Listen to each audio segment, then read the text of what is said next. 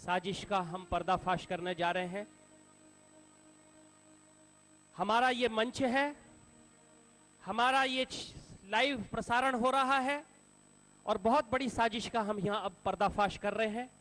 किस प्रकार से लोगों को लालच देके, पैसे का लालच देके किस प्रकार से गुमराह किया है देश की जनता को, अभी हम आपको दिखाएंगे। भोलानंद जी, आचार्य भोलानंद इस समय हमारे बीच में है। 1 मिनट के अंदर हम उन्हें अभी यहां प्रस्तुत कर रहे हैं और बिना किसी दबाव के, मैं आपको, वो आपको खुद बोलेंगे, बिना किसी दबाव के, बिना किसी प्रेशर के उनको लाया गया है और वो स्वीकार करेंगे कि उनको बहकाया गया पैसे के लालच में। मैं प्रार्थना करता हूं, ये लाइव प्रसारण पूरे भारत में दिखाया जा रहा है और 167 देश मंगलमय चैनल के द्वारा इसको देख रहे हैं। This is broadcasted throughout the India, and now we are bringing Bholanand among us, and he will himself accept that without any pressure here. He will accept his guilty, and he will convey the message how he was manipulated, how he was bribed by the anti-social elements to speak wrong about Bapuji. और कितना भी पापी व्यक्ति हो, यदि वो राम की शरण में आ जाए तो राम उसे अपना लेते, उसके अपराध को क्षमा कर देते हैं। तो हम तो भोलानंद जी का इस मंच पे क्षमादान, अभयदान और ये बताएंगे कि कोई प्रेशर नहीं डाला गया है इनके ऊपर, किसी ने इनको दबाव में नहीं रखा गया है। भोलानंद आज हमारे बीच में हैं और मैं माइक, उनको कॉर्डलेस माइक दिया जाए। And this message is broadcasted throughout the India and all over the world. Bholanand ji को हम सुनेंगे, जोरदार तालियों से भी एक बार अभिनंदन करें क्षमादान देते हुए।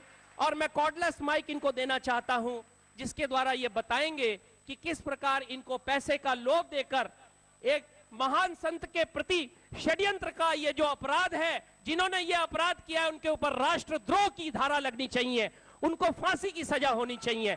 मैं इस मंच से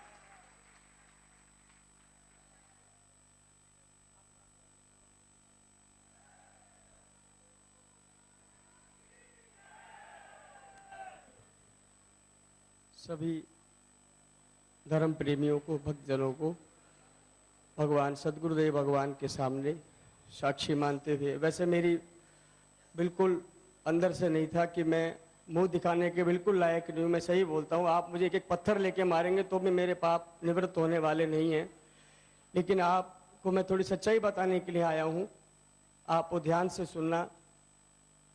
आपको लगे कि इसमें सच्चाई है तो मेरा सहयोग करना, नहीं तो आप जो मुझे सजा दे मैं सब स्वीकार करने को तैयार हूँ। बोल सदगुरुदेव भगवान की जय। सबसे पहले मैं अपने परम पिता परमात्मा सदगुरुदेव भगवान बापू जी को नमन करता हूँ। सभी संतों, महंतों को, महापुरुषों को दंडोत प्रणाम करता हूँ।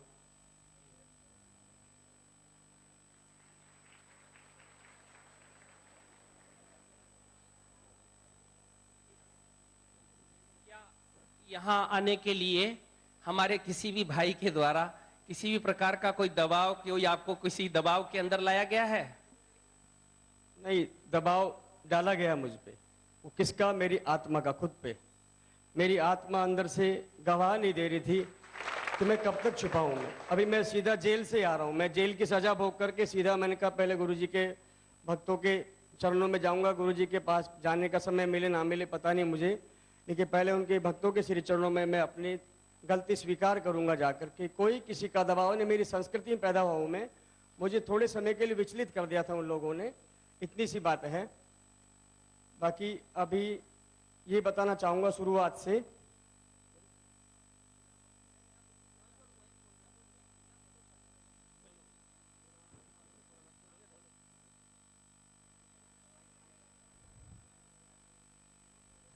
सभी को हाथ जोड़ करके बारंबार नमन है। आप मुझे दंड दें तो मुझे बहुत अच्छा लगेगा, क्यों मैं इस योग्य नहीं हूँ जो उन्होंने मेरे से पाप करवा दिए हैं। मैं 2000 में बापूजी के चरणों में आया था आश्रम में। छोटा सा परिचय दे दूँ मैं अपना, नाम मेरा विनोद है, लेकिन आश्रम में कुछ इस तरह का हो गया कि कुछ संचालकों ने भी क्या है कि वो ठीक तरह से मैनेजमेंट, जो भी निकले हुए लोग हैं इन्होंने समझो मेरे को पहले निकाला है, बाद में कोई बाद में निकला, कोई पहले निकला है। तो मैं विस्तार से नहीं कहना चाहूँगा, इतना समय में नहीं, महापुरुष लोग बैठे हैं। लेकिन ये है कि संस्कृति को नष्ट करने के लिए जो लोग ताकतें लगी हैं वो मेरी अब समझ में आया कि मैं बहुत छोटा सा व्यक्ति हूँ, आम व्यक्ति हूँ। मैं बापूजी के चरणों में रह करके जो मैंने सीखा, जो पाया है, और आज मैं उसको समाज में बांटता हूँ तो भी मुझे लोग बहुत आदर से देखते हैं। लेकिन ये उन्होंने मेरे से क्या करवा दिया उन लोगों ने कि मेरे को भी समझ में नहीं आया कि ये इतना घृणित कार्य हम जैसे जो भोले भाले लोग होते हैं ना, भगवान की भक्ति, हम में क्या होता है, हम सिर्फ सीधे साधे बन जाते हैं, वो हम किसी तुरंत अंडर में ले लेते हैं। मेरे साथ हुआ क्या कि मैं 2010 में मेरे पिताजी घर से निकल गए किसी, अब तो आज तक मिले नहीं है वो, तो ये 2012 में मैंने बम्बई में अपना योग सेंटर शुरू किया। 2010 में मैं आश्रम से निकल गया था। तो उस समय ये महेंद्र चावला जो टीवी पे आ रहा है अभी, ये एक नंबर का हराम खो रही है। मुझे ऐसी गाली नहीं बकनी चाहिए, लेकिन ये तो बहुत गंदे गंदे शब्द यूज करते हैं बापूजी के लिए। वो तो मेरा इनका रामदेव का से मैंने आचार्य डिग्री करके तो योग सेंटर चला रखा है, छोटा सा अपना, बहुत छोटा सा ही है उधर। तो वहाँ मेरा योग चल रहा था। उस समय ये विरार में था मेरा, तो विरार में दोनों ये और वीणा एक माई करके, वो दोनों वहाँ मेरे को मिले, जानते थे कि मैं बापूजी के आश्रम में रहा हूँ। तो ये भी बोलो महाराज आप तो बहुत अच्छी विद्या सीख करके काम कर रहे हो। मैंने कहा भाई सेंटर खोलने वालों, आप मेरे सेंटर पे आना। तो ये मेरे जिस दिन मेरा उद्घाटन था, ये लोग आए भी थे मेरे पास, बोला आपको भी सेवा हो बताना। मैंने कहा ठीक है, तो चले गए। मेरे को ऐसा वो भी नहीं था। तो बापूजी के खिलाफ उन्होंने काफ़ी सारी बातें भी कही। तो बोला अभी तुम बम्बई में आ गए हो, तुम टेंशन मत लेना, हम तुमको खूब सारा चमका देंगे।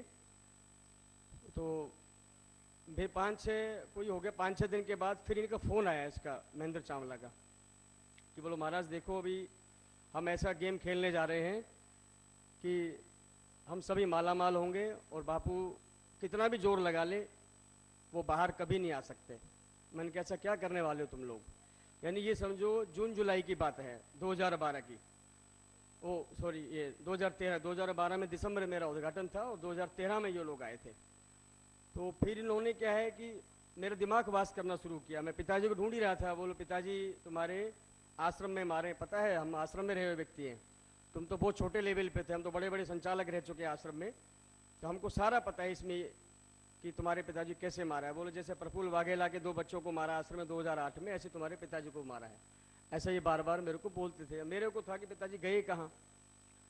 अब इसमें क्या हुआ कि जो बापूजी जेल में गए उसके समझो 4-5 दिन के बाद ये लोग ऐसे हाथ धो के पीछे पड़ गए मेरे बुरी तरह कि मैं हूँ अकेला रहता हूँ। मेरी कमी कमजोरी क्या है कि माँ तो अधिकतर क्या है पूजा पाठ में आश्रम में अधिकतर आती जाती रहती, पिताजी है नहीं, तो एक बहन है, एक मैं हूँ, खाली छोटा भाई है। तो मैंने उनसे भी कहा कि मैं घर पे रहना चाहता हूँ, मेरे को पिताजी खोजने। तो उन्होंने भी कहा बोले बेटा एक बार आश्रम में जाने के बाद घर वापस नहीं आते। तो मैं माँ को गलत नहीं मानता हूँ, बेचारी अच्छी है, अपनी जगह सही है वो, पर मेरी समझ में नहीं आई ये बात। ये तो मैंने कहा मैं घर बसा के रहूँगा, मैं तो अभी आश्रम में नहीं रहूँगा। क्योंकि आश्रम का जो इन लोगों का संचालकों का जो व्यवहार देखा ना हमने, उस कारण से मेरा हो गया कि बापूजी कुछ देना चाहते, ये लोग कुछ करवाते हमसे, हमको समझ में नहीं आता ये चीज़ें। तो मैंने कहा इससे अच्छा तो घर पे रहना बढ़िया। गुरुद्वार पे भी अगर हमको ये चीज़ करवाई जाती, सिखाई जाती है, और यही लोग आज बाहर जा करके, इनका वर्चस्व खूब है, बापूजी का आने की अच्छी प्रतिष्ठा हो गई है, तो इस प्रतिष्ठा को देखते लोग इन पर जल्दी विश्वास कर लेते हैं। जैसे मैंने तुरंत विश्वास कर लिया इनकी बातों में। तो इन्होंने क्या है, किसी बड़े ज्योतिष है वहाँ एक पी पावर करके पार्षद भी मुंबई में जहाँ मैं रहता हूँ ना, ये कांदीवली में, उससे मिलवा दिया। तो पहले से मैं योग सिखाने जाता था। तो उन्हीं ने फिर क्या किया कि एक बड़े ज्योतिष है, मृत्युंजय ज्योतिष है मुंबई के अंदर, नाम है उन्होंने काफ़ी, उन्होंने मेरा हाथ दे करके बोला महाराज तुम्हारे तो स्टार चमकने वाले हैं, आप ज़्यादा तो नहीं 5-7 दिनों में 50-60 करोड़ के मालिक बनने वाले हो। मैंने तो 50-60 लाख क्या 5-10 हज़ार भी नहीं देखे, उस फ्लैट भी मेरी सिस्टर ने मुझे दिया है, तो मैं कैसे वो चीज़ करूं। बोले नहीं आपको पता नहीं, बम्बई में रातों रात लोग अरबपति बन जाते हैं। तो मैंने कहा ठीक है भाई बताओ कुछ ऐसी क्या युक्ति है। अब उन्होंने वो कर दिया तुरंत ही। फिर इंडिया टीवी वाले का वो अपना वसीम अख्तर नाम है उसका, वो मेरे पास आया, मेरे पास नंबर है बाकायदा, जिन जिन से मेरी बात होती थी, जिन जिन लोगों ने मुझे फंसाया है, मैं उन सबके आपको डिटेल वाइज बता दूंगा मैं आपको। पर मेरी इतनी सी प्रार्थना है, मेरी आप सच्चाई सुनना, आपको लगे तो मेरा सहयोग करना। मैं मरते दम तक भगवान से प्रार्थना करता हूँ मैं सत्य के साथ रहूंगा, और इन हरामखोरों को जब तक जेल नहीं पहुंचा दिया, जब तक इन हरामखोरों को सही सजा नहीं मिल पाएगी, जब तक मैं शांति से बैठूंगा नहीं। बस मेरी आपसे हाथ जोड़ के बारंबार प्रार्थना है, महापुरुषों से भी आप मेरा आशीर्वाद देना मुझे, और सत्य के मार्ग में मेरे सहयोग करना खाली आप। क्यों इन्होंने जैसे मीडिया क्या करती है, ये हरामखोर मीडिया मेरे बोलना पड़ता है, क्योंकि एक मुझ जैसे साधारण व्यक्ति को रूम में बंद करके आप कुछ ही बुलवा लेते हो। मुझे कौन, मैं तो किसी को नहीं देख सकता वहां पे। आज मैं लाखों करोड़ों लोगों के बीच में बोल रहा हूं। आप में अगर सच्चाई दिखाने की है कुछ ताकत मीडिया के अंदर, तो आज दिखाए कि मैं सरेआम बोलता हूं। मैं वो दिन भी दूर नहीं है, वो दिन दूर नहीं है जो उसी कटघरे में मैं खड़ा होऊंगा और दीपक चौरसिया सामने मेरे खड़ा होगा और गिड़गिड़ाएगा 1000 बार। वो आप टेंशन मत लीजिए। उन्होंने जब मैं पूरी ताकत से वहां बोल रहा था, आज हजारों ताकत है मेरे नहीं, करोड़ों ताकत मेरे साथ है। मैं उस समय तो मैं अकेला था, आज बापूजी के करोड़ों करोड़ों शिष्य मेरे साथ हैं और भगवान मेरे साथ है, महापुरुषों का आशीर्वाद मेरे साथ है। तो पूरी सच्चाई में जब तक मेरे में जान है, मैं वहां भी जो जज साहब ने मुझसे, वहां की सरकार ने पूछा मुझसे, तो मैंने, उन्होंने मेरी सच्चाई देख करके कि कहा बेटा आप सत्य पे हो, आप सत्य पे रहना, बिल्कुल इसमें आपको सफलता मिलेगी, इसीलिए हम आपको जेल से बरी कर रहे हैं। ये धाराएं इतनी सारी लगा रखी थी लोगों ने, क्यों मेरे से कर्म ऐसी करवा दी उन्होंने। आगे थोड़ा ही बताना चाहूंगा मैं आपको। उसमें फिर इन्होंने फोन करवा दिया वसीम अख्तर ने। वसीम अख्तर ने क्या किया, एक मैटर तैयार रखा था पहले से ही बना करके, मेरे को क्या क्या बोलना है, पहले मेरे से लिखवा लिया उन्होंने। उसके बाद फिर इनके फ़ोन आने शुरू हो गए, उनके फ़ोन पे, वसीम अख्तर के फ़ोन से भाई अपना ये अमर प्रजापति है, दीपक अपना ये महेंद्र चावला है, ये वीणा माता करके है विरार की, और बाना भाई आपके सूरत वाले हैं, उसका ही फ़ोन आते थे मेरे पास। जिगने से जो अरविंद पटेल का लड़का है वहाँ पे, और भी कई लड़के इसके अंदर है, अजय है, चांडक है, इनसे काफ़ी। और मेन तो इसमें था देवेंद्र, जो दिल्ली है आजकल, वो देवेंद्र जो लाइन देता था ना, उससे महसूस होता था कि कोई लाइन से बात करवाता है। अपने फ़ोन पे चालू रखो ऐसा बोलता था, फिर आगे आगे वाया वाया करके वो लाइन जाती थी। वो मेरे को जहाँ तक है चांडाल चौकड़ी तो ये है ही, और भी कई इसमें सम्मिलित हैं, मेरे को नाम भी ध्यान में लोगों के, और मीडिया में तो कई शामिल है इसके अंदर। दीपक चौरसिया तो ऐसा उसने खेल रच रखा था उसने, कि वो खुद तो बात नहीं करता था फ़ोन पे। तो वहाँ मनीष अवस्थी बैठता मुंबई में, जो इसका इंडिया न्यूज़ का है मेन चैनल वाला। तो मनीष अवस्थी मेरे को लेने आता रोज़ गाड़ी लेकर के, 3 गाड़ियाँ और चलती थी आगे पीछे, एक इंडिया टीवी वाले की, वसीम अख्तर की, और न्यूज़ 24 वाले की, और एबीपी वाले की, ऐसे 5-6 गाड़ी मेरे साथ आगे वहाँ से होती थी। ये लोग क्या करते, जब मुझे बुलवाते उसके पहले नोट दिखाते। मैंने सही बताऊँ, ज़िंदगी में बापूजी के द्वार में भी इतना नोट नहीं देखे होंगे जितना मीडिया वाले मुझे दिखाते थे। वो भर भर के ट्रंक और सूटकेस वहाँ लेके बैठे होते थे, ये गाड़ी के अंदर ही, जिस गाड़ी मेरे को लेके जाते थे ये। अब मेरी तबीयत खराब, मेरे को पेट में दर्द है, अल्सर है, मैं काफ़ी समय से मरीज हूँ, भैया मेरे को नहीं बोलना इतना, और आपने तो मेरे छोड़ ही नहीं रहे हो। उसी गाड़ी में 2-3 गुंडे बैठे होते थे इनके, कोई सफ़ेद कच्छे वाले, लाल कच्छे वाले, बुर्की पहन करके। और फिर उन्होंने मेरे को मेरा रोड फ्लैट दिखा दिया, मेरा रोड है वहाँ पे, वहाँ फ्लैट दिखाया 70-80 लाख रुपए का। तो जब भी कुछ मना करूँ तो मेरे को प्रलोभन दे देवे, साथ में वो गुंडे बैठा रखे डराना धमकाने के लिए। मेरे आगे पीछे कोई है नहीं जो मेरे को बचा लेवे। वो गाड़ी में ऐसा महसूस लिया कि मैं आगे पीछे के जा ही नहीं सकता था। फिर दूसरा, इन्होंने अपने जो इनका लाइव करते जहाँ से ये, वहाँ 2 दिन रखा अपने पास, इन्होंने वहीं बैठा के रखा, वहीं सुलाना, वहीं खिलाना, रात दिन वहीं रहा मैं। और जो विक्की से जो बात हुई है, जो जम्मू आश्रम के बारे में कि ऐसे ऐसे आप ऐसा बोल दो, इन्होंने मैटर तैयार कर रखे बहुत सारे बलात्कार के। बापूजी को जितना अधिक से अधिक फंसा सके, निकल ही नहीं सके, ऐसे मैटर आप उन्होंने बना रखे पहले से ही।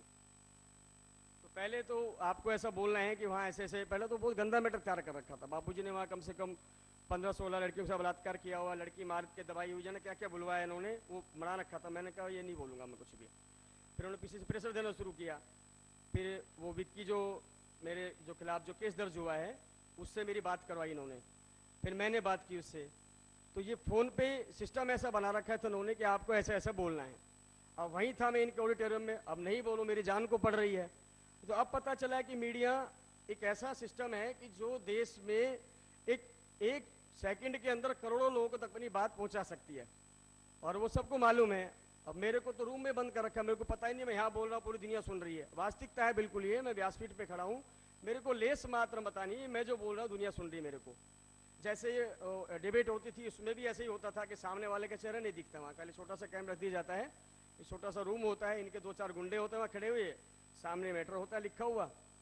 अब होता क्या है कि जब मैं बोलता है उस समय इनके फ़ोन आते थे, इनके जो पीछे पार्टी लगी हुई है इनकी, एक तो दीपक चौरसिया और देवेंद्र जो आश्रम से निकल गए, जो भी गद्दार लोग हैं सारे, मैं इसलिए नाम बता रहा हूँ, आप इनसे सावधान रहना। हाथ जोड़ के बोलता हूँ जी आपसे, जैसे मुझे बर्बाद किया इन लोगों ने, आपकी बहुत बड़ी श्रद्धा है और मेरे बहुत कोई पुण्य होंगे जो छोटे मोटे, जो आपके भी दर्शन कर पा रहा हूँ और यहाँ पे मैं हूँ।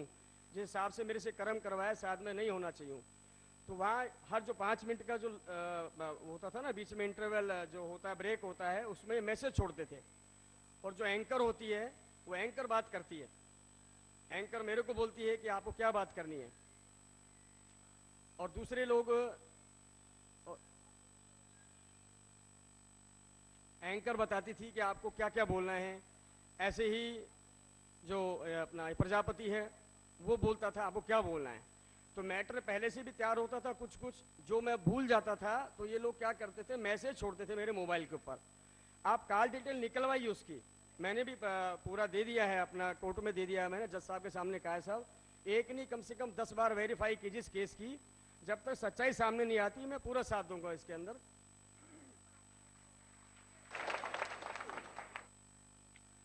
इसके बाद फिर उन्होंने करवाते रहे, ये मेरे से बार बार करते रहे। और वीणा माई का भी फोन इनके लोग होते थे, ये बात करते थे वीणा माई से, महेंद्र चावला से, कि महाराज देखो अधिकतर काम हो चुका है, पैसे तुम्हारे पास आने वाले हैं, और मेरे को भूख लगती तो क्या करते, ये आइसक्रीम खिलाते। उसी गड्डी में से नोट फाड़ते, जो थप्पियाँ ले रखी थी उन्होंने, बक्से भरे हुए थे नोटों के, और 1000 गड्डी फाड़ते, 5 नोट निकालते, उसमें से 5-7 आइसक्रीम लेके आते, 500 रुपये वाली। मेरा दिमाग खराब होता, मेरे को पैसा नहीं दे रही है, मेरे को 500 की आइसक्रीम खिला रहे हैं और खुद भी खा रहे हैं। अब मैं सोच रहा हूँ कि ये मेरे को मिलेंगे कब, ये मिलेंगे कब मेरे को, मैं तो ये सोचने में लगा हूँ। ना तो फ्लैट दिया ना वो पैसे दिए, और समझो मेरे को ऐसी जगह धकेल दिया कि आज किसी लायक नहीं रहा। मैं तो परमात्मा की कृपा है गुरु जी की, जो मैं आपके सामने खड़ा हूँ। कुछ पुण्य होंगे साहब मेरे, जो मैंने जब ध्यान करता था, मेरा एक बस प्लस पॉइंट था कि मैंने कभी भी गुरु जी का मंत्र नहीं छोड़ा। बस मैंने पक्का थाम के रखा था कि 10 माला मैं कभी भी छोड़ता नहीं। तो भगवान का मंत्र है, बापू जी ने थोड़ी का अपना मंत्र बना के दिया है। जो भी हम कर रहे हैं भगवान की चीज गुरु जी ने दी है, को हमको अलग से नहीं दिया है। पर ये है कि समय जब खराब होता है ना व्यक्ति का, किसके द्वारा क्या करवाना होता है वो हमको मालूम नहीं है। फिर वीणा माई ने फिर इनके पास जो विरार में जो एक मैं नाम बोल रहा हूँ, डीलर से, वो काफी बड़ा डीलर है वहाँ का, उसको भड़काया। पहले तो मेरे से ही बोला था कि आप विरार में रहे हो, आप एक काम करो, विरार आश्रम के बारे में बोल दो, विरार आश्रम के बारे में बोल दीजिए कि मैं यहाँ जल के मरूंगा अगर आश्रम नहीं हटाया तो। नारायण साईं ने यहाँ बहुत गलत काम किए हुए हैं, तुम ऐसा बोल दो खाली, मैं यही नहीं करूंगा। और चमगादड़ काजल वाली जो बात है वो बताऊंगा मैं आपको, कैसे कैसे करवाया इन्होंने, बुलवाया, सब कुछ। ये इस सिस्टम है, बहुत सुंदर सिस्टम बना रखा है इन्होंने, सभी ने मिलकर के ऐसी बनाया हुआ है कि आम व्यक्ति को समझ में नहीं आ रहा है कि ये जैसे अभी मैं बोल रहा हूँ सबको, अभी लाइव दिखाएंगे वो समझ में कम आएगा लोगों को। अरे टीवी सच नहीं दिखाती है, टीवी पे तो 500 रुपये का माल 50,000 में बिकता है। मेरे कई मिलने वाले आचार्य लोग हैं जो ताबीज और गंडा क्या क्या बना के बेचते हैं वो लोग, अभी क्योंकि ये तेल बेच रहा गोडे का। वो चैनल है सिर्फ एक माध्यम है, वो तो साफ बोलता है जो आप, हमारा काम है बेचना, आपका काम है लेना। वो जो आप बिक रहा है वो उसमें हमारा कोई मतलब नहीं बीच के अंदर। वो तो चैनल वालों का यही काम। मैंने जो अभी तक महसूस किया है, जो मेरे से करवाया है, वो उसी समझ में मेरे को आ गया कि ये लोग सिर्फ काम में लेते रहे, फेंक देते हैं और हमारे संस्कृति को नष्ट करने में लगे हैं। तो मेरे को कहा तो मैंने नहीं माना, तो उस व्यक्ति से बुलवा दिया। तो उसने, आपने देखा भी होगा टीवी में, 3-4 दिन लगातार उसका आया था कि नारायण साईं का आश्रम खत्म करो, नहीं मैं जल के मर जाऊंगा, ऐसा उसने बोला भी था। तो वो इनका खास वो है। और वाणी माई, वीणा माता जी का तो शुरू से रहा है, जब से मेरे से मिलती थी कि हमको ये आश्रम की जमीन हमारी है और इन्होंने जबरदस्ती हमारे से कब्जा रखी है, मैं इस पे अपना फ्लैट बनाऊंगी बहुत सारे, और गुप्ता जी आपको भी 5-7 फ्लैट दे देंगे। मेरे को भी ऐसा ही बोला उन्होंने, फ्लैट देने के लिए बोला। तो कहने का मतलब क्या है, इसमें सारी लोग इसमें पूरी तरह सम्मिलित थे इसके अंदर। मैं अभी आपसे यही कहना चाह रहा हूँ कि अभी कि मैं बचा क्यों, कि मेरे को जो लाइव देखते थे मेरा, उसमें क्राइम ब्रांच की कुछ मीडिया और भी जो CID के ऑफिसर लोग मेरे पास आते थे कि महाराज आपको फंसाया जा रहा है। मेरे को बोलते भी थे वो लोग, आपको फंसाया जा रहा है इसमें। तो मैंने कहा जी कोई, फिर उनको पता चला कि इनको लोग बहकाने लग गए हैं। उन्होंने क्या किया, अपने वहाँ रखने लग गए मेरे को। अब मेरा 2-3 जगह मैंने प्रोग्राम भी ले रखे थे अपने योग सिखाने वाले, वहाँ से उठा लिया सुबह सुबह इन्होंने मेरे को। वहाँ के लोग साक्षी हैं। मेरे पास योग सीखने के लिए जो माता बहनें बच्चियां आती हैं उनसे भी आप पूछ सकते हैं, उनके नंबर है मेरे पास बाकायदा। उनके सामने इन्होंने जो जो हरकतें करवाई ना, उसमें जेपी है जयप्रकाश, जो इंडिया टीवी का है, उसने क्या हरकत की, उसने मेरी जो योग में सीखने वाले जो आते हैं योगा सेंटर पे, बोला आप कुछ नहीं करो, मुंह पे कपड़ा बांध के जो आप बोलेगी ना, जो पैसा मांगोगे हम देंगे, आप कुछ नहीं बोलना, हम मैटर तैयार करके देंगे, आपको इतना ऐसा ऐसा बोलना है। अब उसमें जो समझदार बहनें बच्चियां माताएं थी, उन्होंने कहा जी हमारे तो कोई दुश्मनी है नहीं बापूजी से, हम क्यों बोलें। बोले एक काम करो, फिर कोई पैसे ले दे करके कोई बोल देवे, ऐसा कोई व्यक्ति को ला दो आप। तो उसमें मतलब मेरे से दबाव दे दिया। मैंने भी कह दिया उनसे, देखो मैं भी कैसा कि मीडिया के दबाव में आकर के, जो चैनल वाले थे उनके दबाव में आकर के, वो क्यों वो आगे बेच रहे हैं, वो क्या कर रहे हो तो वो जाने। अब पता चला है कि तो कई करोड़ों गेम खेली गई इन लोगों की। वो तो कोर्ट में जाने के बाद वहां मुझे बताया गया कि कैसे कैसे सारा सिस्टम तुम्हारे साथ में किया गया है। अब उन लोगों ने मना कर दिया। तो उसमें मेरे जो योग सेंटर में आती है अच्छी अपना ये प्रसिद्ध वो अभिनेत्री है जो 140 एपिसोड बना चुकी है, अफसर बिटिया में भी वो कई बार आ चुकी है, और भी नाम तो नहीं लूँगा उनका मैं, पर नंबर मेरे पास है, कोई बात कर सकता है। उन्होंने कहा गुप्ता जी आप और भोलानंद जी चिंता मत करो, ये हम भी उसमें फिल्म लाइन में हैं, ये लोग ऐसे ही करते हैं, पहले आपको बहलाएंगे फुसलाएंगे डराएंगे, फिर आपसे कुछ भी उल्टा काम करवा देते हैं। उसने मीडिया वालों को धमका भी दिया, जेपी है उसका नाम। मैं कह रहा हूँ जो जो मेरी फ़ोन पे बात हुई है, अगर वास्तव में ही ये मीडिया और चैनल वाले सच दिखाते हैं तो मेरी जो जो भी मेरे से बात हुई वो पूरा दिखाएं समाज को, जो मैं आज कह रहा हूँ। और मैंने ऐसा नहीं खुद जानबूझ करके मैं भागा नहीं वहाँ से, मैंने कर तो दिया ही है। पुलिस आई थी मेरे को लेने के लिए जम्मू, मैंने साधारण से बोला मैं खुद चलूँगा और जो मेरा गुनाह है मैंने किया है मैं कबूल करूँगा और सारी सच्चाई सामने लाऊंगा, चाहे कुछ भी हो जाए मेरा। तो अभी उसके बाद फिर इन लोगों का इनका फ़ोन आया महेंद्र चावला का और इसका अपने ये प्रजापति का, और आपके भाणा का फ़ोन आया, भाणा भाई का। दूसरा ये जिग्नेश है, अजय है, वो वीणा जो बैठी वो भी उसका फ़ोन, 2-3 लेडीज़ और भी थी उसके अंदर, नाम तो मेरे को याद नहीं, वो सब उसमें थे। तो गुप्ता जी एक काम करो, आपने बहुत अच्छा काम कर दिया अभी, बस आप खाली यहाँ आकर के जोधपुर में आकर के खाली सरकारी गवाह बन जाइए। मैंने कहा वो क्या होता है? बोल कुछ नहीं, आपको पुलिस प्रोटेक्शन मिलेगी, 500-6 पुलिस वाले आपके सदा साथ रहेंगे और आप टेंशन मत लेना, कुछ नहीं, आपको यहाँ आके सच्चाई बता देनी है। मैंने ये बात उनसे कही, जो मेरे ऑफिसर लोग आते थे क्राइम ब्रांच के और सीआईडी के लोग आते थे, मैंने किस तरह की बात है, बोलो महाराज बिल्कुल फंस जाओगे, आप जाना नहीं। अब मैंने कहा मैं क्या करूँ, मेरे को तो काम खराब हो गया, मेरे रिश्तेदार मेरे से एंटी हो गए, कोई नहीं बोलता मेरे से। बोलो या तो उन्होंने 2 बात कही मेरे से, या तो अपने आप को सरेंडर कर दो या फिर सरेंडर हो जाओ, या तो भाग जाओ सदा के लिए या फिर सौंप दो। मैंने कि किस में फ़ायदा है? बोलो सौंपने में फ़ायदा है, आप सच्चाई बता दोगे तो आप जल्दी निकल जाओगे, क्योंकि कानून और भगवान कभी छोड़ता नहीं सजा दिए बगैर, ये बिल्कुल पक्का निहित है, इसमें कोई संशय नहीं है। वो मुझे आज समझ में आ गया, कानून भले छोड़ देगा लेकिन भगवान की सजा कहाँ तक भोगूंगा मैं इसलिए मैं उनकी संत से द्वारा इतनी बड़ी गद्दारी की है, मैंने संत के द्वार पे रह करके 12 साल अन्न खाया मैंने उनका, और मेरे द्वारा क्या करवा दिया। मैं आपको सच्चाई से बोल रहा हूँ, मैंने जानबूझ के 1% कदम नहीं उठाया। मैं बीच में टॉपिक भूल रहा हूँ मैं आपसे कि इसके पहले अमृत वैद्य ने मेरे को दवा भेजी थी, और ये जो ये बापूजी जब जेल में गए उसके कम से कम 7-8 दिन पहले तो वो दवा लेके आए थे अपना ये राजू ये राजू चांडक के भेजे हुए और इसके महेंद्र चावला के भेजे हुए लोग थे वो गुप्ता जी आपके पेट में दर्द है, दवा लिया करो और ठीक हो जाओगे। और मेरे को भी लगा, मैं लेने लग गया, ठीक, थोड़ा नींद आती थी अच्छी तरह, मैं सोता थोड़ा कम था तो नींद आती थी उससे। वो दवा पीते समझो वो जो बोले बोलता था मैं।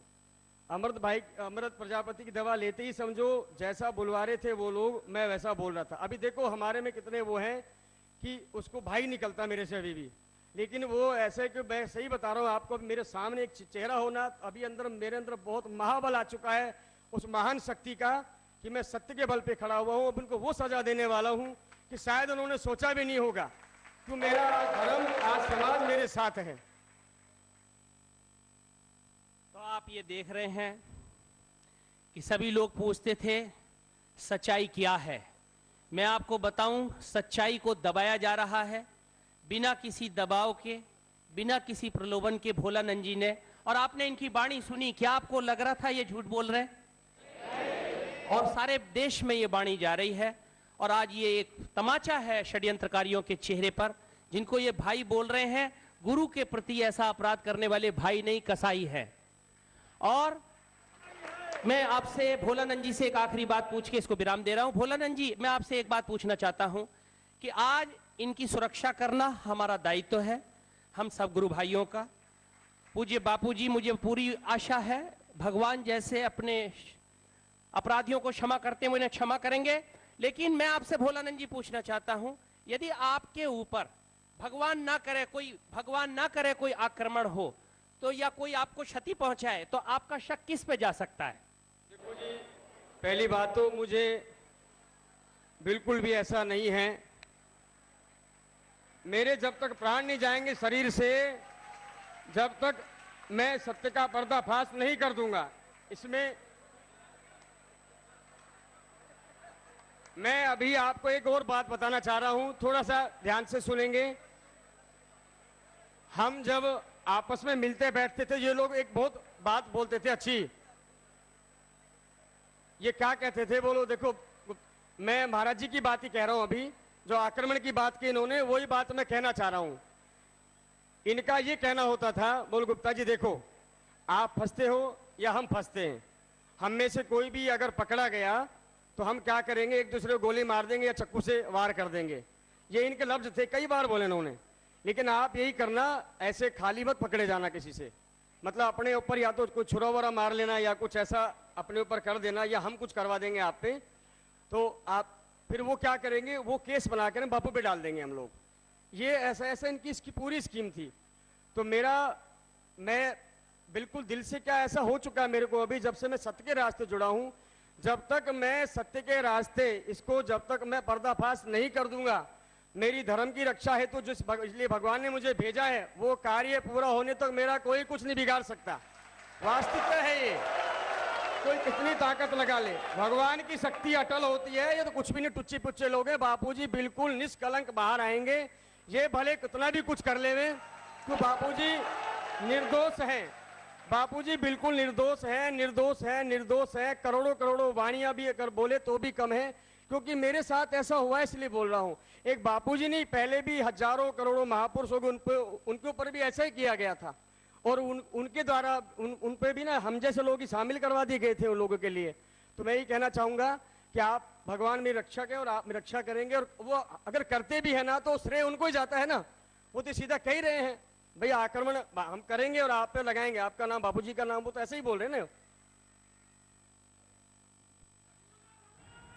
तो जैसा कि आप देख रहे हैं,